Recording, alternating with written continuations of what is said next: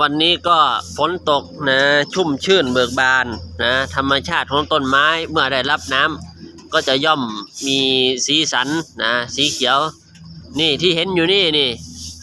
ต้นบักว่านะหรือว่าลูกว่านะบ้านเจ้าเอิ้นบักว่าคือบ้านข่อยบ่นะนี่หน่วยมันนี่หน่วยบักว่ามันเป็นหน่วยมันนะมันนี่เห็นบ่ล่ะโอ้ยมันเห็นดอกมันอยู่ไกลซุ่มบ่ได้นี่ดอกเต็มต้นเลยนี่นะบางคนก็ว่าบักว่าแลบางคนก็ว่าบักว่าก้นขี้โกนนะนี่หน่วยมันโลนลงนี่เต็มอยู่นี่นะนี่กินได้นะแต่เนื้อน้อยในมันหลายนะนี่ลูกว่าบักว่านะบักว่าแลบางคนก็เอิ้นนะว่าชมพู่ก็สิหน่วยใหญ่กว่านี้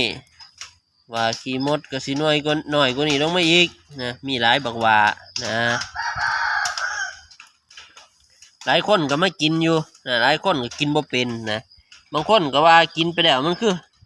ฝาดมันเถอะเนาะมันคือเป็นเฟือนๆเถอะเนาะมันคือสมเถอะเนาะก็แล้วแต่ผู้มัก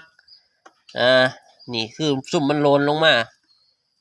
ซุ่มบ่ทันโลนก็มีเต็มต้นอยู่พุ่นมื้อนี้ฝนตกฝากไว้จะคลิปนะ